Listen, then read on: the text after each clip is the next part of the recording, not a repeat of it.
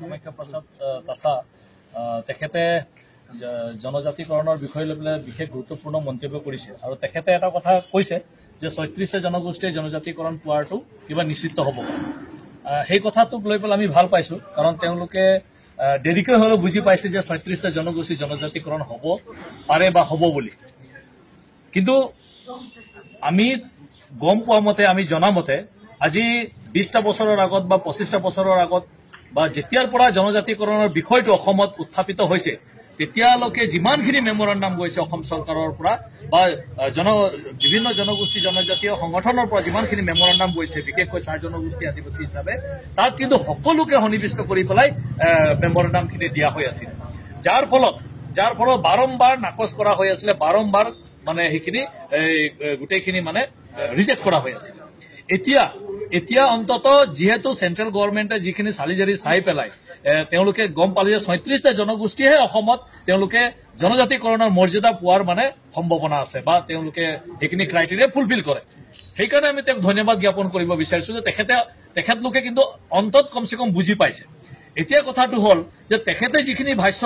উল্লেখ কৰিছে যে আদিবাসী জনগোষ্ঠীটোৰ মাজত যিসকল খ্ৰীষ্টান আদিবাসী আছে তেওঁলোকৰ যে জনজাতিকৰণ হ'ব লাগে নে নালাগে তেওঁলোকৰ বৈশিষ্ট্যখিনি আছে নে নাই তেওঁলোকে কৰম পূজা কৰে নে নকৰে বা কেনেধৰণে কৰে তেওঁলোকে অন্য যিখিনি পূজা কৰে তাত তেওঁলোকে কৰে কিন্তু তেওঁলোকে যিখিনি পূজা পৰ্বত তেওঁলোকে নকৰে তাৰ কাৰণে তেওঁলোকৰ যিখিনি বৈশিষ্ট্য এইখিনি হেৰাইছে বা তেওঁলোকে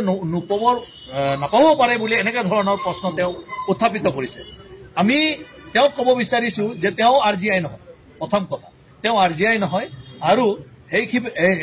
সেইকাৰণে তেখেতে এনেধৰণৰ মন্তব্য কৰাটো আমি ভাবো এটা দুৰ্ভাগ্যজনক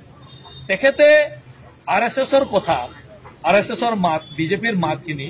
মাতি পেলাই আমাৰ আদিবাসী জনগোষ্ঠীৰ মাজত আমাৰ ধৰ্মীয় মেৰুকৰণ কৰাৰ যি প্ৰচেষ্টা চলাইছে সেইখিনি কিন্তু তেখেতে বন্ধ কৰিব এইটো আমি তেখেতক কিন্তু সকীয়াই দিছো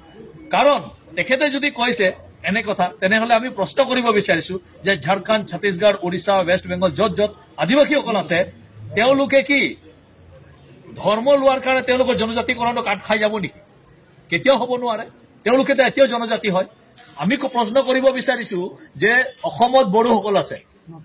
নৰ্থ ইষ্টত গোটেই নৰ্থ ইষ্ট যিমানখিনি ষ্টেটছ আছে তাত তেওঁলোকে জনজাতীয় হৈ আছে তেওঁলোকৰ কি জনজাতি মৰ্যাদা কাট খাই যাব নেকি অৰুণাচলত কাট খাই যাব নেকি সেইকাৰণে যিখিনি কথা নাজানে তেখেতে এনেধৰণৰ কথা কৈ পেলাই আমাৰ আদিবাসী জনগোষ্ঠীৰ মাজত বিভ্ৰান্তিমূলক সৃষ্টি কৰিব নালাগে ধৰ্মীয় মেৰুকৰণ কৰিব নালাগে বুলি আমি সদৌ অসম আদিবাসী ছাত্ৰ সন্থাৰ পৰা আমি সকীয়াই দিছো